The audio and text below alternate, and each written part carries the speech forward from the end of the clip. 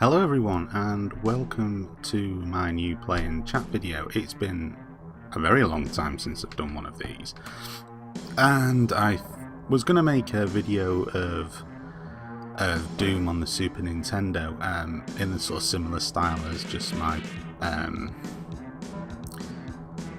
I find it very difficult to describe what type of videos I do. They're just more or less a bit of a ramble on about the game while showing some footage of it. I mean, I wouldn't be pretentious enough to call them reviews anyway, let's put it that way, and they're certainly not playthroughs because they're too short.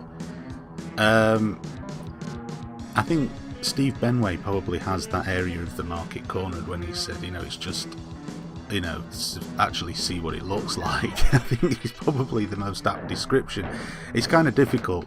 I think people like to pigeonhole what things are, and like I say, I did start out many moons ago on the channel trying to do reviews of games, but to get the sort of accuracy needed, it was meaning I was having to script some parts of it, and I don't particularly want to do that. I'm not interested in the technical aspects of the game. I don't care what native resolution it's running at. That's probably more applicable to the modern day games or anything like that, really. I'm interested whether I enjoy playing the game or not. And I think if you're going to review something, I think you do need to address certain elements of the technical side of it in addition to whether you enjoy playing it or not, because your enjoyment of playing a game is very subjective, whereas whether something is technically competent or not is more of a factual thing. Is something as good as it could be both visually and audio wise are elements of a review. And to be honest with you, despite the number of years that I have been playing games, what I find should we say pretty in terms of graphics aren't necessarily what other people would like anyway. I kind of I have a respect for the more traditional sort of graphics engines, the older type of graphics engines. For example, I will much prefer the look and feel of Valve's Source engine over the Unreal Tech engine. Was it Unreal 3 Tech engine we're on now? I see that's it. I've got no idea. Whatever the Gears of War games were, because I always think, yeah, some parts of it look pretty and then some parts of it just look too shiny. It's like being in a shiny world, and sometimes it doesn't really appeal to me. I'm not saying the Gears of War games aren't pretty, because they are, but it's just a personal aesthetic. And like I say, if you're going to review the technical merits of a game, which surely you have to do if you're going to review a game, I mean, is it technically competent, is something that you have to factor into it. Otherwise it's just an opinion, and an opinion, God, this is where it gets kind of difficult. In my opinion, your own individual opinion isn't enough to be a review of a game. There has to be other elements included in there. You could, at the end of the day, say, look, I don't like the game and I think it's crap, but is it technically a competent piece of software? Somebody else might really enjoy it. I know many people, for example, that don't like Grand Theft Auto games, yet they would be in the minority. I've fallen out of love big time with Call of Duty. The original Call of Duty games are the ones that I much prefer over the modern ones, and I know that in terms of gamers I'm probably in the minority there. There'll be other people that think the same, but I accept that I'm in the minority. So if I was going to score, say, Modern Warfare 3, I would probably give it somewhere between 65 and 70%. If I was going to go down the rather tedious path of having to apply a score to anything, that's something else I don't agree with, but I'm going to save that for a different play and chat video. I'm not going to go into the the realms of review scores here, there's something I absolutely abhor, because I think, well, yeah, whatever. I just think it cheapens a review at the end of the day if you're going to stick a score on the end of it. But anyway, I digress. So yeah, this is Doom on the Super Nintendo, and without completely contradicting everything that I've just said, I think it is actually quite a remarkable technical achievement. It's kind of interesting that on a 16-bit system, a 16-bit platform, which Doom was never ever conceived to be on. I mean, it was a PC game, and you know, really, you are shoehorning the hell out of it to get it onto a 16-bit format machine. It does use the SNES's Super FX chip, but the level of detail in here is actually quite surprising. If you were to compare it, for example, with the Saturn version, or even the 32X version, they sort of were far more ambitious in trying to retain the graphical integrity of the PC version than they did with those ones, where they were, you know, there was less wall texture details and so on and so forth. And I think it's a remarkable job. I think that, you know, certainly compared to what it could have been, this is Doom. I mean, the frame rate does suffer, but I mean, come on, it's on a Super Nintendo. It's Doom on a Super Nintendo. They could have improved elements of the frame rate, but you would have lost a lot of what makes it kind of impressive, you know, which is does look and feel like Doom. They've tried to make as few graphical compromises as possible. And that said about the frame rate, it is by no means unplayable. Sure, it's probably one of the slowest versions that I've come across. I mean, the Game Boy Advance version does run better in my opinion. That said, I don't think it's that different in terms of frame rate to the Sega Saturn version, which can, you know, taking into account the hardware that the Saturn version of Doom was running on. I mean, was running on a 32-bit games console. I thought the Saturn version was one of the worst versions of Doom that I've played. Now, there'll be people saying, well, clearly, you know, it can't be, because, you know, it's got to be better than the Super Nintendo version. But I think, relatively speaking, and that's the important part of it here, relatively speaking, I think the Saturn version is poor. It's certainly nowhere near as good as the PlayStation version, you know, which, in addition to it running at a nice steady number of frames per second, it actually had the addition of lighting effects, which the Saturn version didn't. You know, to use one of these sort of, I won't say catchphrases as such, but one of these sort of new fangled sayings, the Saturn version is a very vanilla version of the game when you compare it to the PlayStation version. And I can appreciate the fact that the Saturn version was always going to struggle when it came to the lighting department, because simply it didn't have, I'm not going to say it didn't have the ability to do lighting effects, because that's certainly disproved in the rather excellent version of Quake which exists on the Saturn. But I think that it's also important to know that the Saturn did struggle when it comes to things like that, and if the frame rate of the Saturn version of Doom is anything to go by, adding in the lighting effects would have probably killed it stone dead. But yeah, I mean, as I say, as just a competent piece of software, I think this one is better than the Saturn version. I think the 32X version is better than the Saturn version. Again, people may disagree, but I think you've got to look at the fact that the 32X was an add-on piece of hardware for the Sega Mega Drive. It was not a dedicated games console.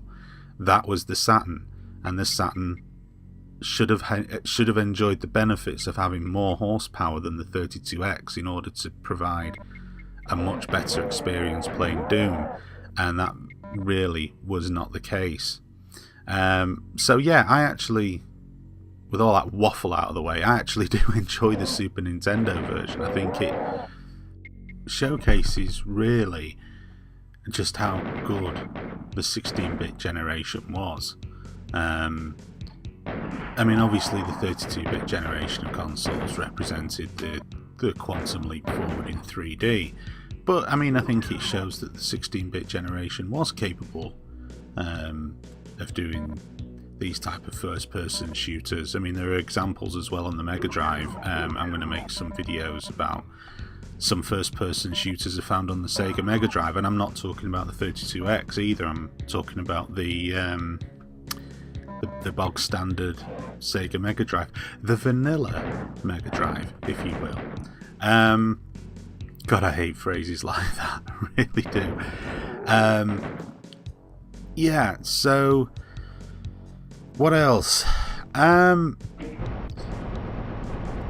think Steve Benway also touched upon in his video about the next gen of games consoles and the concerns that he has, and I have to say that I share them. And I don't know whether this is because, you know, I'm an older video gamer, or whether it's just simply because of the fact that, you know, I think the direction that the industry is going in isn't necessarily conducive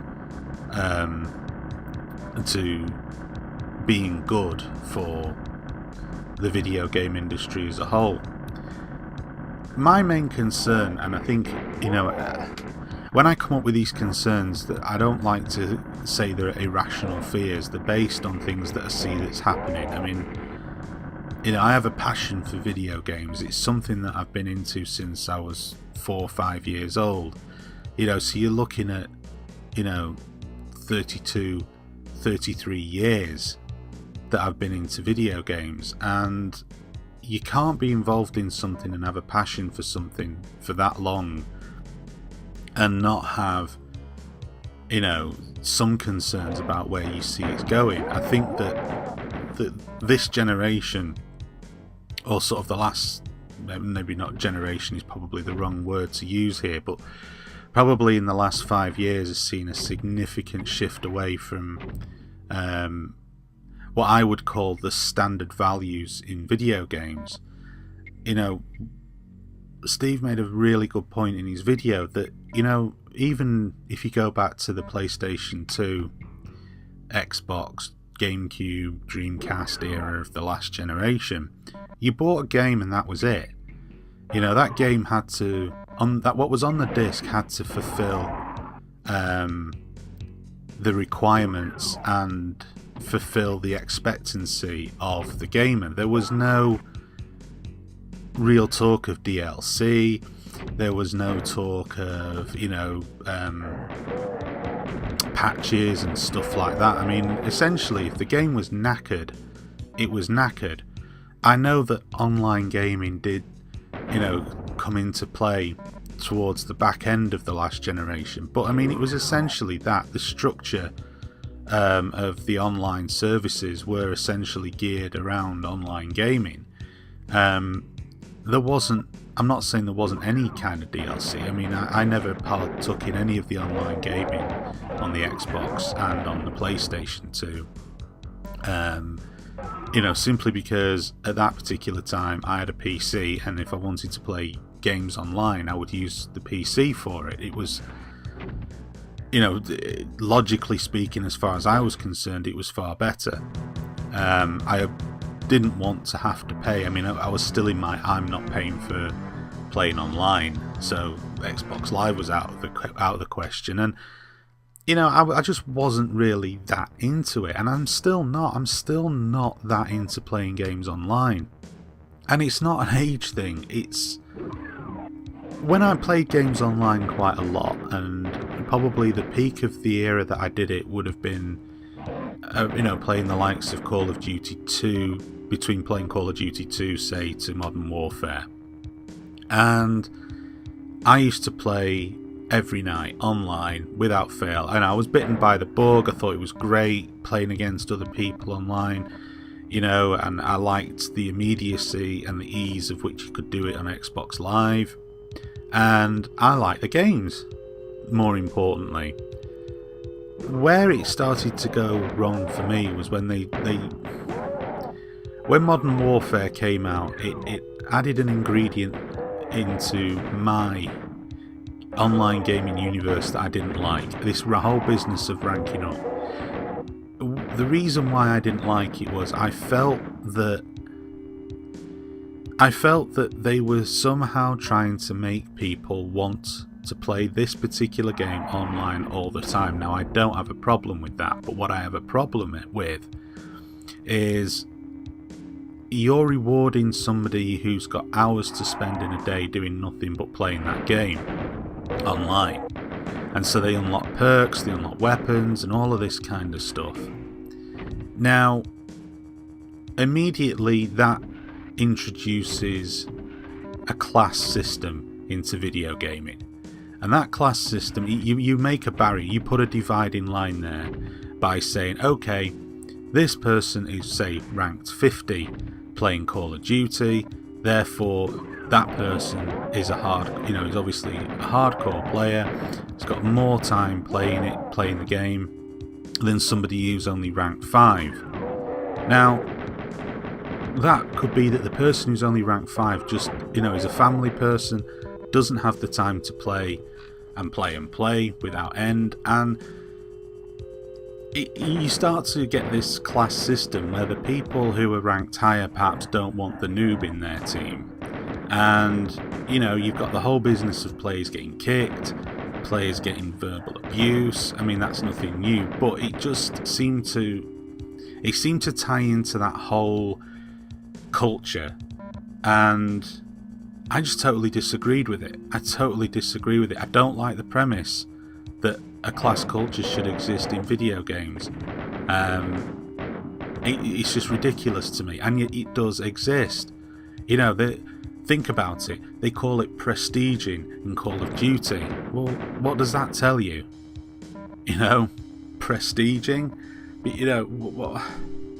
It's introducing that sort of weird system that puts a barrier there, and that just never used to exist in online gaming for me. I mean, I'm not saying that ranking up was something that was exclusively introduced with Modern Warfare, but to me that type of game never had that. And so this is that's sort of the concern going forward with the next gen. Is I just think that's going to get even worse, because the more they're focused on all of this ranking up and DLC and all of this kind of claptrap, you're introducing the haves and the have-nots into gaming. Those who can afford the DLC, those who can't. Those who can afford the time to play many hours, those that can't. Anyway, I'm running out of time here because I don't want it too long, so that's it for this video. Stay tuned to my channel for more to come, and thank you for watching.